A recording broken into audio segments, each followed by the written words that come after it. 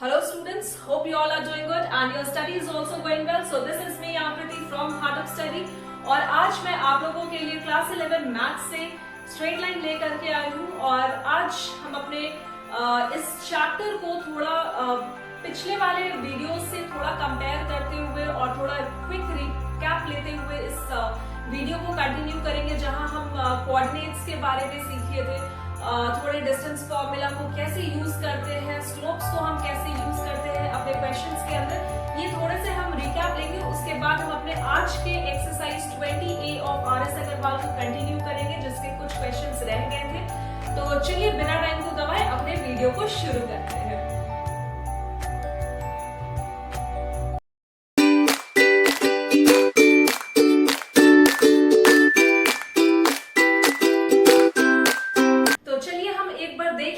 अभी तक हमने अपने इस चैप्टर में क्या कुछ पढ़ा है, ठीक है।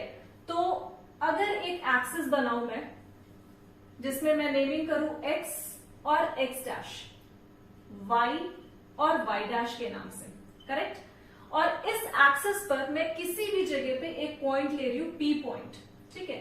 तो जब भी मैं एक्सिस और स्पेशली अगर जब मैं कोऑर्डिनेट ज्योमेट्री पे बात करती हूं तो किसी भी पॉइंट को अगर मैं नेम करती हूं तो उस पॉइंट का अपना कुछ कोऑर्डिनेट्स होता है, करेक्ट। और उस कोऑर्डिनेट को हम क्या कहते हैं, x और y कहते हैं, ठीक है। इतनी चीजें क्लियर है। अभी इसी एक्सिस पर मैं दूसरा पॉइंट लेती हूं, किसी भी जगह पे आप ले सकते हो। मैं यहां पर मैं ले रही हूं q पॉइंट, ठीक है। अगर q पॉइंट ले रही हूं तो ऑब्वियस सा बात है इस q पॉइंट का भी क्या होगा, कोऑर्डिनेट्स होगा। तो आप उसे भी नेमिंग कर लो x और y, ठीक है।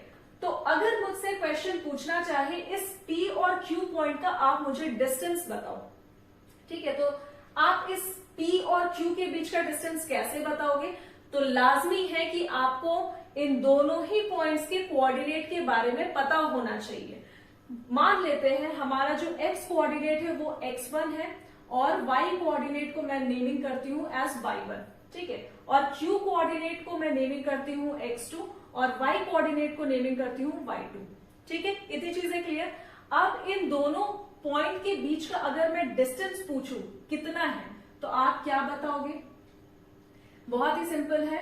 आप डिस्टेंस फॉर्मूला पढ़े हो स्टैंडर्ड 10 में, ठीक है। कोऑर्डिनेट ज्योमेट्री जो लोग भी स्टैंडर्ड 10th में अच्छे से पढ़े होंगे उनको पता होगा कि डिस्टेंस फॉर्मूला होता है विच इज रूट अंडर, एक रूट लगा लो, x2 माइनस x1 का whole square plus y2 minus y1 का होल स्क्वायर। तो आप अब बोलोगे हमें तो फॉर्मूला लर्न करना पड़ेगा, तो यस, आपको इस चैप्टर के अंदर कुछ 2-4 फॉर्मूलेस लर्न करने होंगे और उस 2-4 फॉर्मूलेस के बेसिस पे आप पूरे क्वेश्चन इस चैप्टर के लपेट लोगे, ठीक है। तो यहां पर अगर मैं ये डिस्टेंस फॉर्मूला यूज करूं x2 minus x1 plus y2 minus y1 का होल स्क्वायर, तो मुझे इस P और Q पॉइंट का डिस्टेंस मिल जाता है, ठीक है।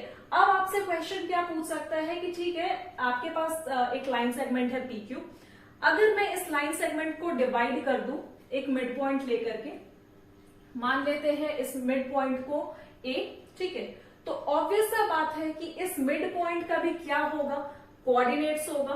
तो आप इसे क्या अज्यूम कर लो फिलहाल के लिए x और y, और क्वेश्चन आपसे जानना चाह रहा है कि इस मिड पॉइंट का जो कोऑर्डिनेट है आप मुझे बताओ। तो आपको ये फाइंड करना होगा, दैट मीन्स आपको x का वैल्यू भी बताना है और y का वैल्यू भी बताना है, करेक्ट। तो आप इसे कैसे फाइंड करोगे, आपके पास मिड पॉइंट फॉर्मूला है, क्या है मिड पॉइंट फॉर्मूला। अगर आपको x फाइंड करना है, यहां स्पेस कम है मैं ऊपर लिखती हूं,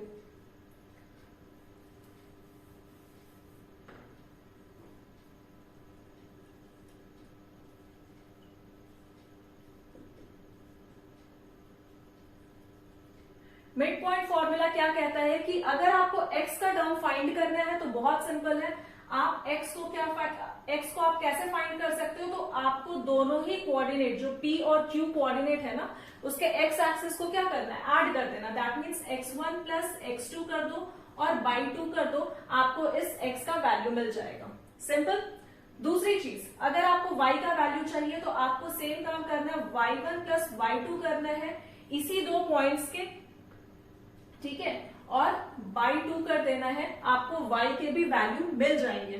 अब आपसे क्वेश्चन तीसरी तरीके से क्या पूछ सकता है कि ठीक है P और Q पॉइंट है, उसके बीच का आप डिस्टेंस बता दिए well and good distance formula use करके।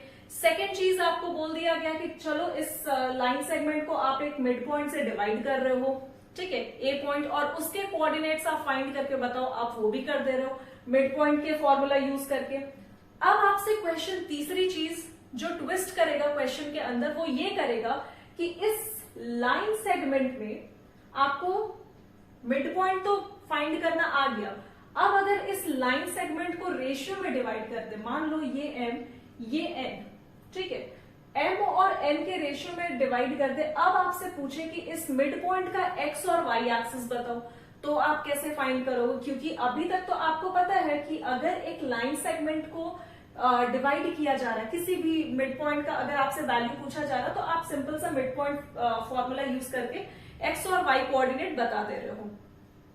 लेकिन अगर इसी लाइन सेगमेंट को आपको रेशियो में डिवाइड करने कहा जाए तो आप कैसे करोगे? तो बहुत सिंपल है, आप उसे भी एक फॉर्मूला से डिवाइड कर सकते हो जिसे हम कहते हैं, अगर रेशियो में दिया गया हो नंबर सिर्फ और सिर्फ तभी ये फॉर्मूला यूज होगा। अगर आपको x कोऑर्डिनेट फाइंड करने हैं तो x is equal to m x2 plus n x1 by m plus n, ठीक है।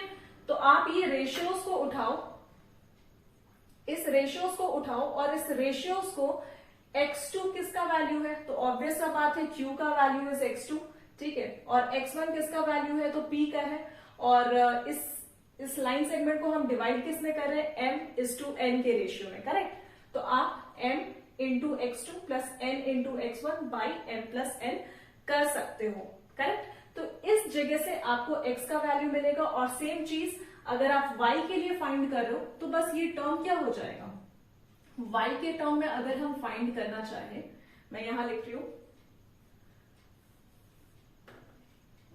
अगर y के टर्म में फाइंड करना चाहे तो ये बन जाएगा y is equal to m y2 plus n y1 by m plus n, simple, ठीक है। तो अगर x के टर्म में पूछा जाए तो m और n जो आपका रेशियो है उसको x2 और x1 के साथ ऐड कर दो, और बाई में m प्लस n जो आपका रेशियो है, ठीक है, उससे x का वैल्यू मिल जाएगा। अगर y का वैल्यू पूछा जाए तो आप y के टर्म में उन दोनों ही रेशियो को मल्टीप्लाई और ऐड कर दो तो आपको y का वैल्यू मिल जाएगा।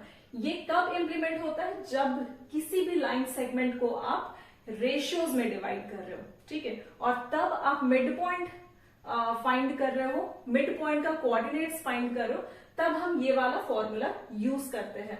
वरना सिंपल अगर आपको इस दोनों इस लाइन सेगमेंट का मिड पॉइंट डिस्टेंस पूछा जाए तो आप ये डिस्टेंस फॉर्मूला यूज करोगे जो हमारा फर्स्ट एंड फॉरमोस्ट है, ठीक है, और बहुत ही सिंपल सा फॉर्मूला है।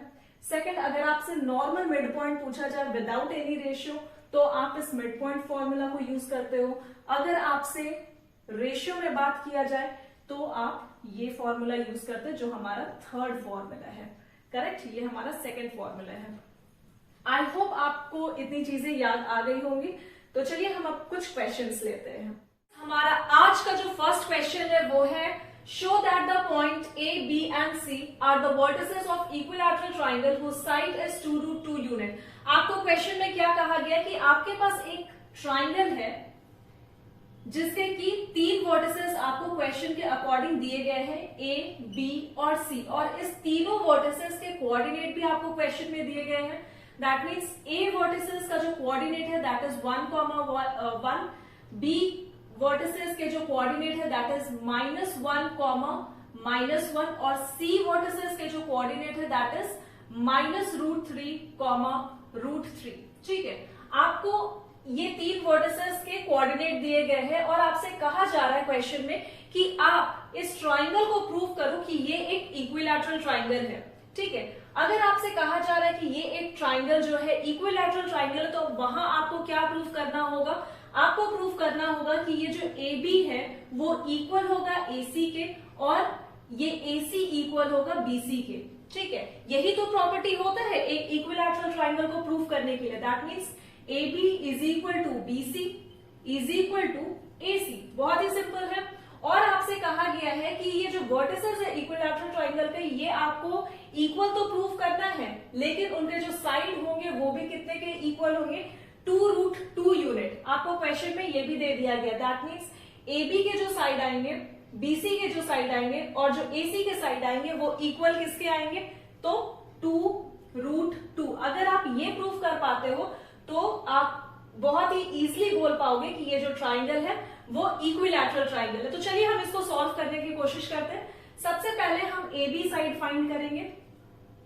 तो AB is equal to √x2 minus x1 plus y2 minus y1 का होल स्क्वायर। यही फॉर्मूला होता है अगर जब भी हमें डिस्टेंस फाइंड करना होता है किसी भी दो पॉइंट के बीच में, तो इस ट्राइंगल के बीच में आपको डिस्टेंस फाइंड करना है A और B पॉइंट से, करेक्ट। तो आप इसका डिस्टेंस फॉर्मूला लगा करके बहुत ही इजीली वैल्यू फाइंड कर सकते हो। दैट मीन्स आप इसका साइड फाइंड कर सकते हो, करेक्ट। तो x2 इज हाउ मच, -1 -1 का होल स्क्वायर। -1 हमारा x2 है और 1 का वैल्यू जो है 1 जो है वो वैल्यू है x1 का, ठीक है। आप इसका क्या कर रहे हो, स्क्वायर कर रहे हो और प्लस कर रहे हो y2 minus y1, that is -1 का होल स्क्वायर। जब आप इसे सॉल्व कर रहे हो तो -1 इज हाउ मच, 2 और 2 का स्क्वायर इज कितना, 4 प्लस सेम चीज यहां भी होगा, -1 का वैल्यू अगर आप माइनस माइनस करते हो तो ये वैल्यू क्या हो जाता है, प्लस हो जाता है। और जब ये प्लस हो जाएगा तो कितना होगा वैल्यू, 2 होगा और 2 का भी अगर आप स्क्वायर कर रहे हो तो 4 मिलता है, ठीक है। इसके ऊपर आपको क्या लगाना है, अंडर रूट लगाना है। जब आप इसको सॉल्व करोगे तो आपको वैल्यू मिलेगा √8 के इक्वल, है ना। और जिसको भी रूट सॉल्व करना नहीं आता हो आप लोग एक बार देख लो, अगर रूट है, ठीक है, √8 है तो 2 4 8, करेक्ट, 2 2 4 एंड 2 1 2, करेक्ट। आपको यहाँ कितने, जितने भी वैल्यूज मिले, कितने 2 मिले हैं, 1 2 और 3 2, करेक्ट। आपको फाइंड क्या करना, स्क्वायर फाइंड करना। तो आप यहाँ पर में 2 2 को कंसिडर करो एज 2 और जो कुछ भी लेफ्ट आउट होगा नंबर आप उसको रूट के अंदर कर दो।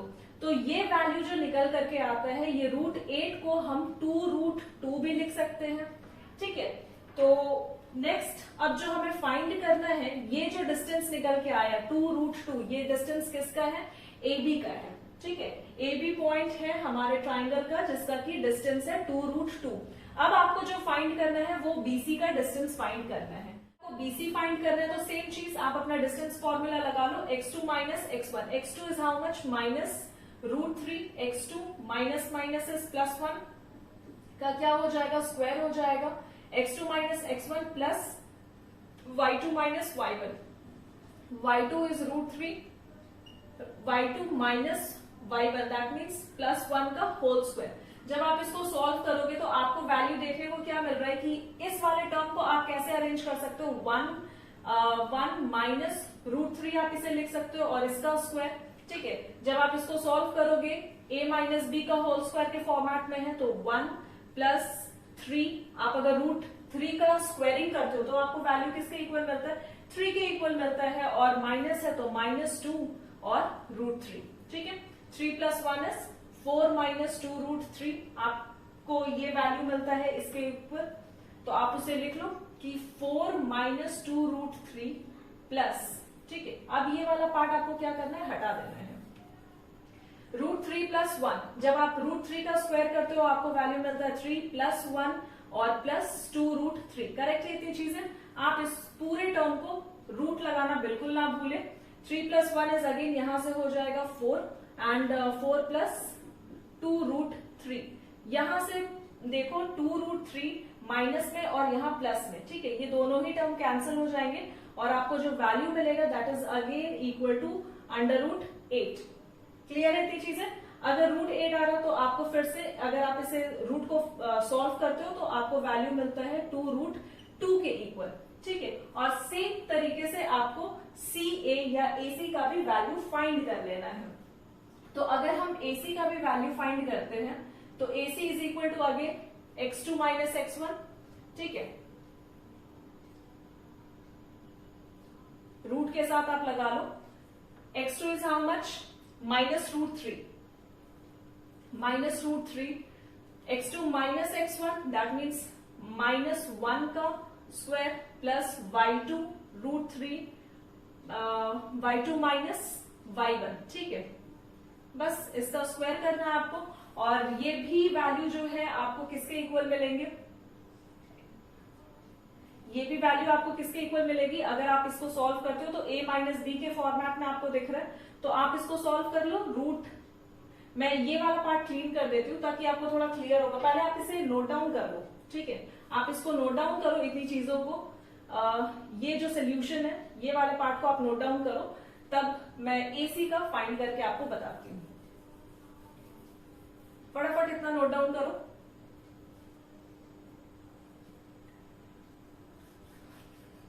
हो गया? वीडियो पॉज करके आप लोग लिखते रहना, मैं ऊपर वाले पार्ट को हटा रही हूं।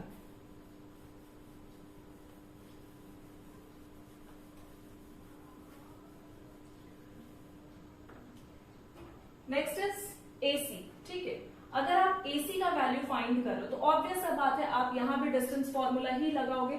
x2 minus x1 that means -√3 -1 का क्या होगा, स्क्वायर होगा, plus y2 minus y3 that means √3 -1 का स्क्वायर, करेक्ट। अगर आप इसे सॉल्व करते हो तो आपको वैल्यू किसके इक्वल मिलेगा, अगेन a माइनस बी के होल स्क्वायर के फॉर्मेट में आपको फॉर्मूला पता है, -√3 का स्क्वायर प्लस विथ -1 का क्या हो जाएगा, स्क्वायर, और माइनस अगर आप करते हो तो वैल्यू आपको किसके इक्वल मिलेगा, 2 -√3 -1 2ab, ठीक है। और इसके आगे आप लगा लो रूट, करेक्ट। इतनी चीजें। नेक्स्ट साइड में क्या है, प्लस के साथ है, तो आप इसे भी सॉल्व कर लो। प्लस के साथ है तो ये हो जाएगा a minus B whole square के फॉर्मेट में, तो 3 + 1 इज 4, मैं डायरेक्ट लिख रही हूं यहां पर मैं 4 - 2√3, ठीक है।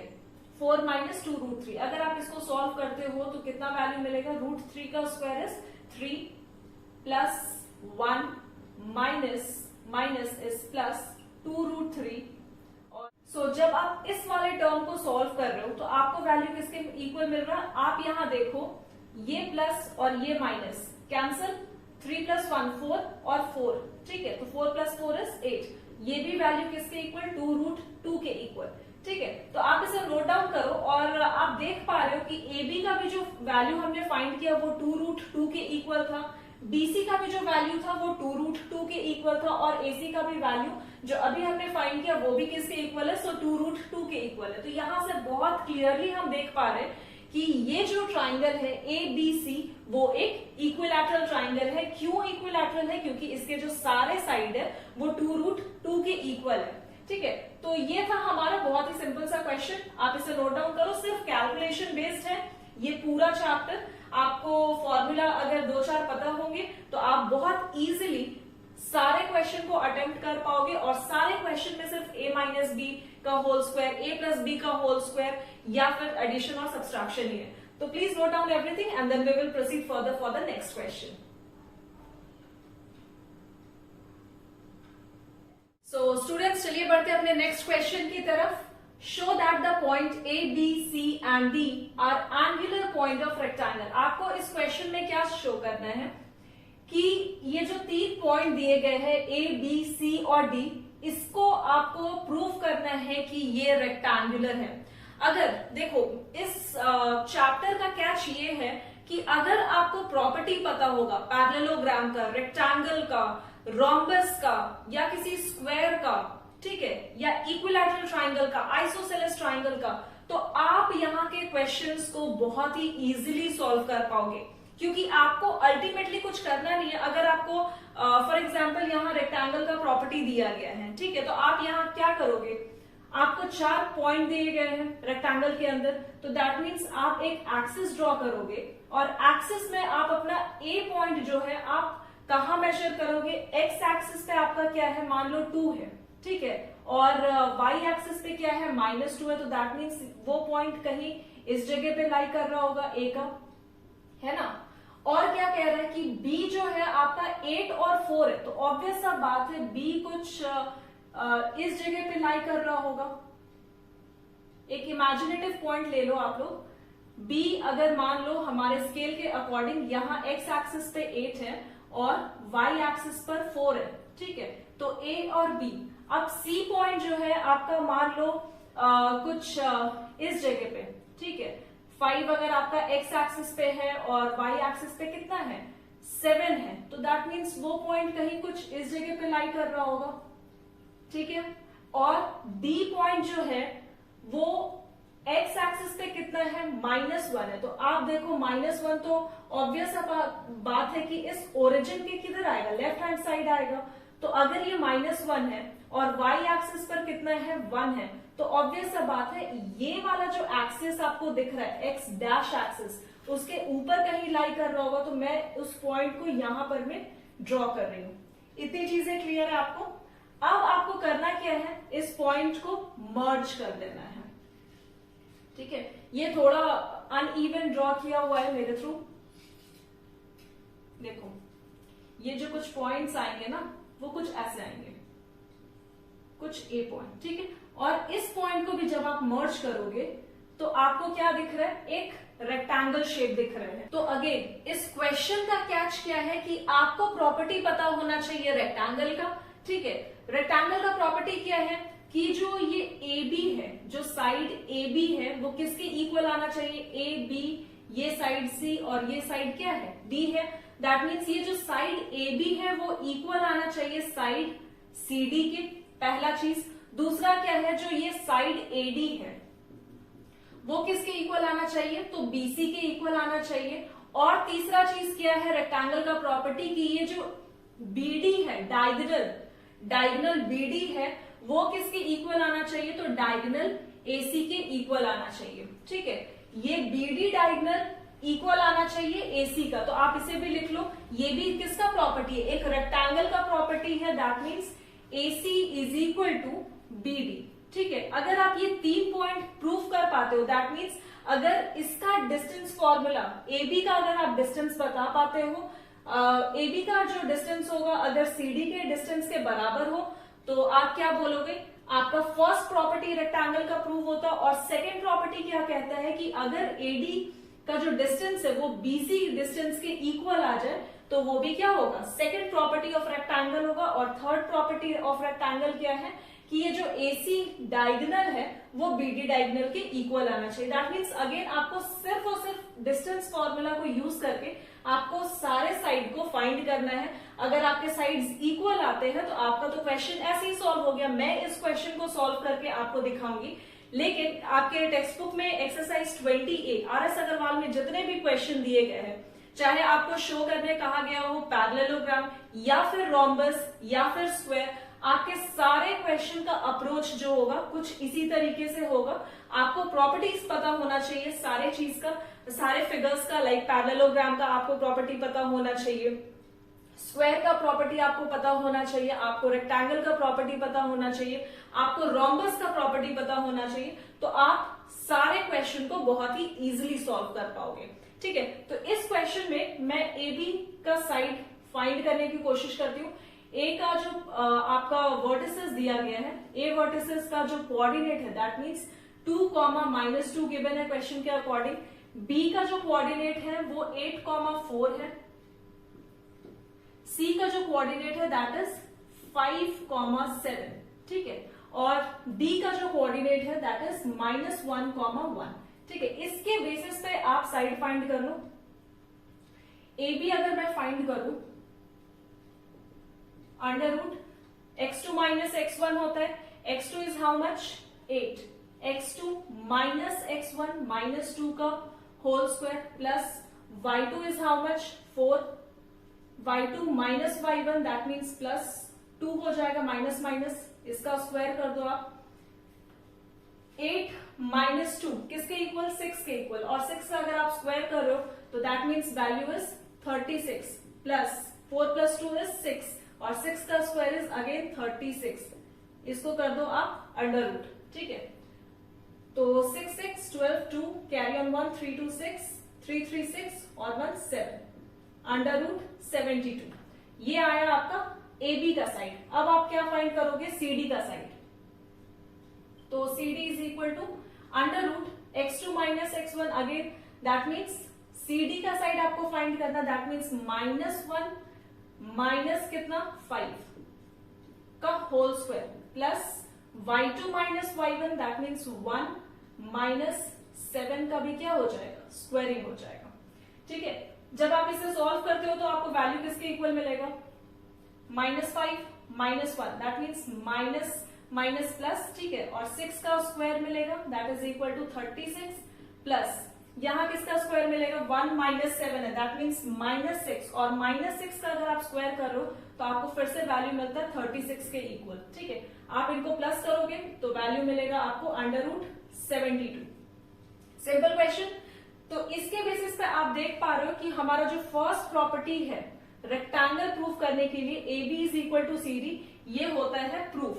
ठीक है, क्योंकि आपको दोनों ही साइड इक्वल दिख रहे हैं। अब आता है हमारा second property which is AD is equal to BC। आप उसे भी प्रूफ कर लो, वो भी साइड इक्वल आएंगे। ये वाला पार्ट मैं हटा दूं, नोट डाउन कर लो, फिर मैं सेकेंड वाला प्रॉपर्टी उसका प्रूफ करके दिखाती हूँ।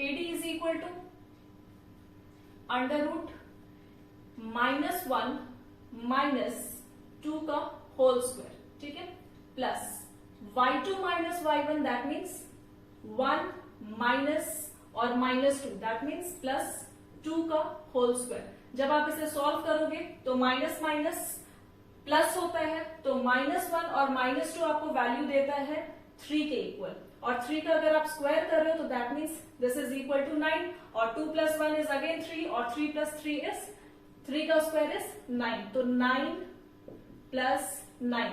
ठीक है, तो कितना हो जाएगा, ये हो जाएगा 9 + 9 इज 18। ठीक है, √18। अब आपको किसका साइड प्रूफ करना है, ये आप फाइंड किए AD, और AD के इक्वल किसको होना चाहिए, BC को, तो आप BC साइड भी फाइंड कर लो। That means BC is equal to √(x2 - x1), फिर से BC है तो 5 - 8 कर लो, इसका होल स्क्वायर प्लस 7 - 4 का होल स्क्वायर। ठीक है, अब आप इसको सॉल्व कर लो।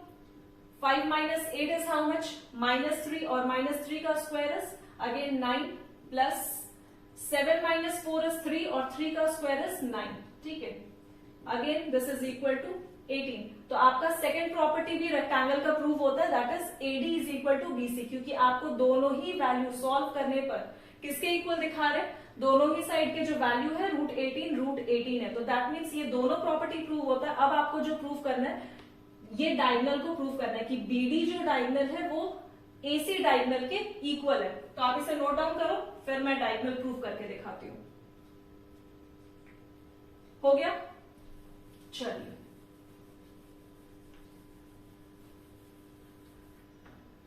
जो हमारा थर्ड प्रॉपर्टी है that is AC is equal to BD।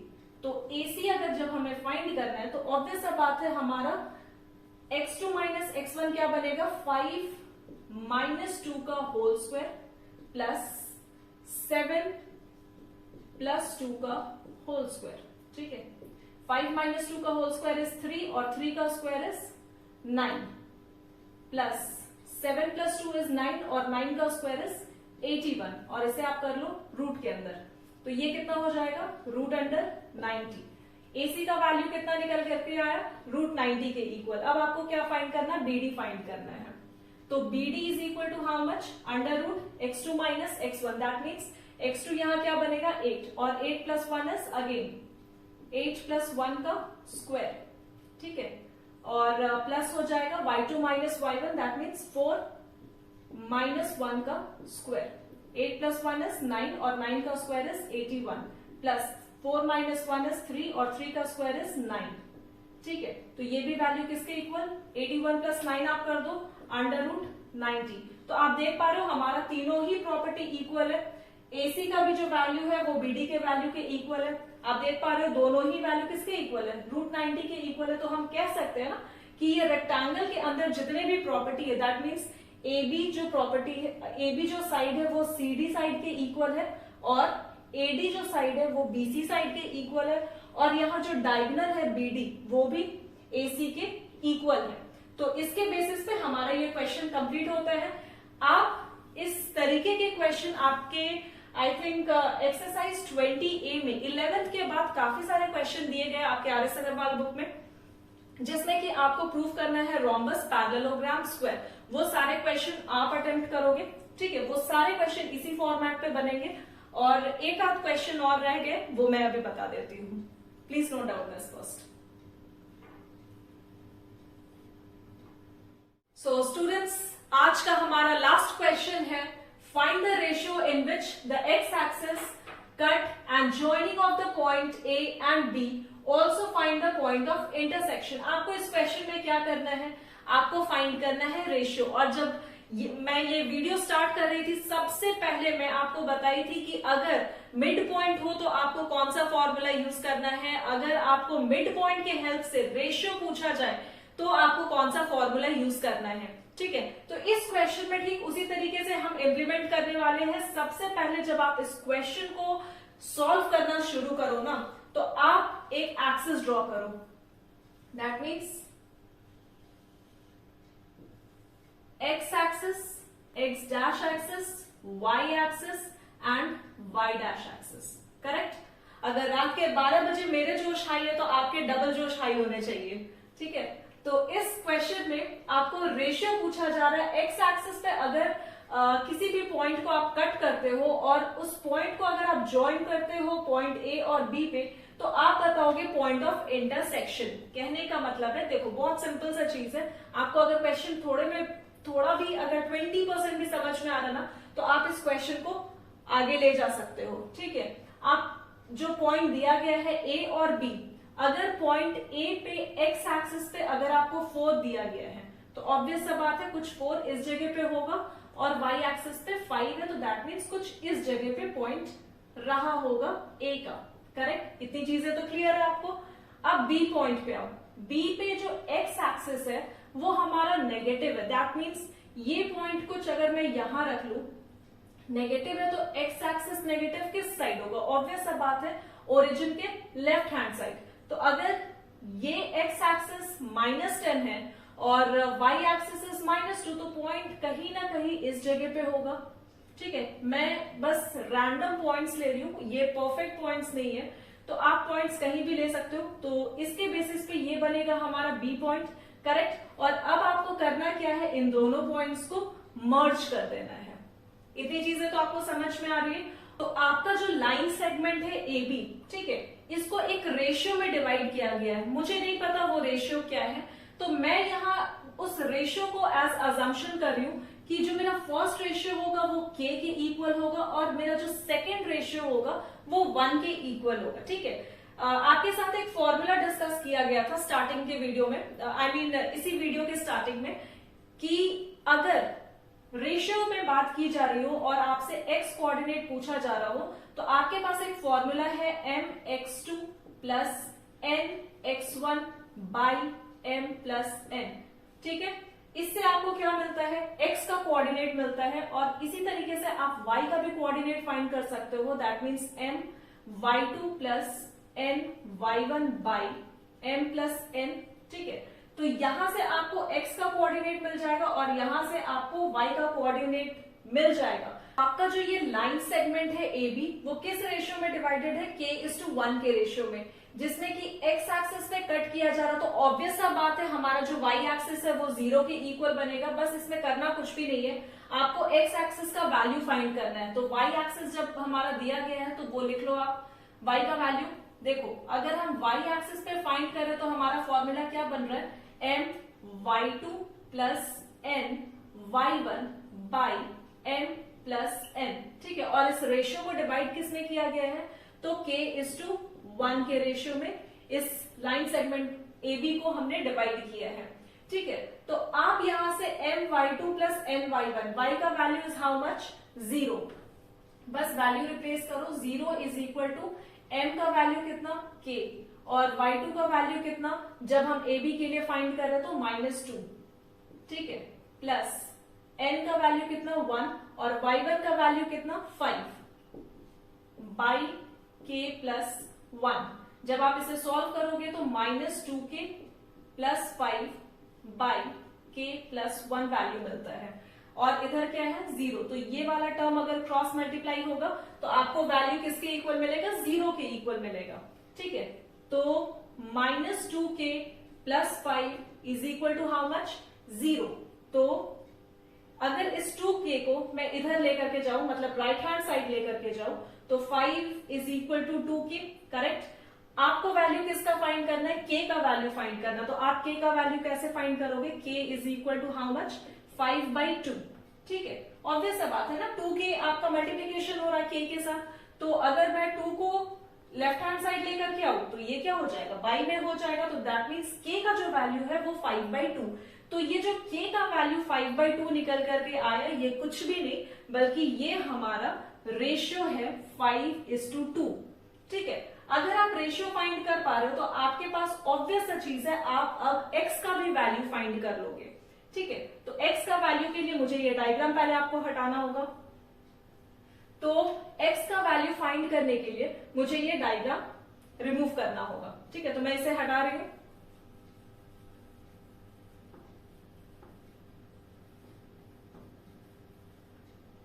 Point find करने के लिए आप क्या करोगे, x इज इक्वल टू क्या लिखोगे, जो चीज आप y के टर्म में लिखे थे सेम x के टर्म में जाएगा। That means x is equal to m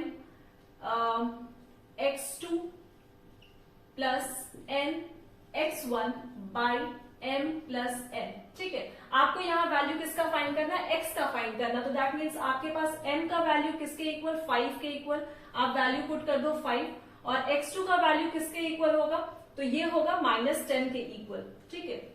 plus n का वैल्यू कितना 2 और x1 का वैल्यू कितना, तो 4, ठीक है। क्योंकि यही दो जो पॉइंट है -10 और 4 वो सिर्फ पॉइंट x एक्सिस में है। तो आपको ऑब्वियस सा बात है x2 और x1 भी किसके एक्सिस में लेना है, x एक्सिस में लेना है।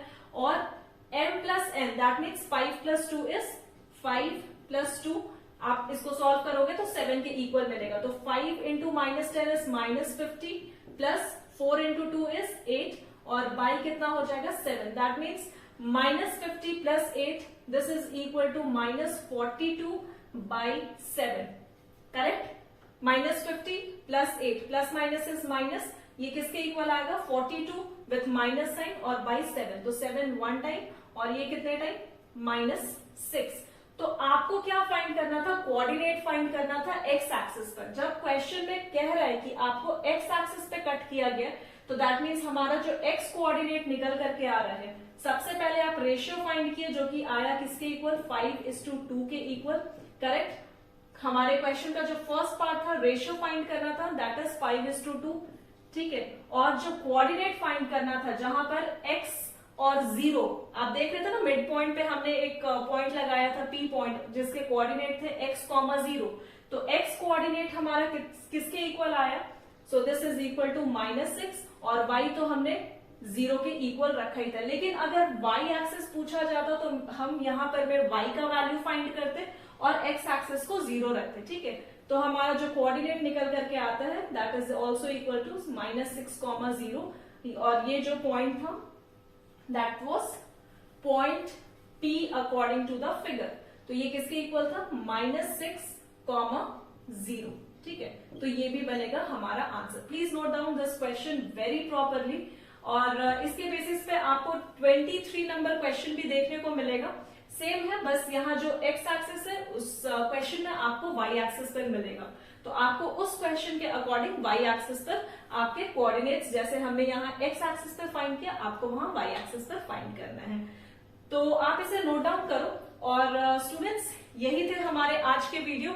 उम्मीद करती हूँ आपको ये सारे क्वेश्चन बहुत अच्छे से समझ में आए होंगे और इस पूरे चैप्टर में, इस पूरे एक्सरसाइज में इनफैक्ट आपको कुछ भी नहीं, सिर्फ फॉर्मूला बेस्ड क्वेश्चन मिलेंगे जिसे आप बहुत ही इजीली सॉल्व कर पाओगे अगर आपके पास प्रॉपर्टी क्लियर है, ठीक है, सारे फिगर्स का अगर आपके माइंड में प्रॉपर्टी क्लियर है तो आप सारे क्वेश्चन को बहुत इजीली सॉल्व कर पाओगे।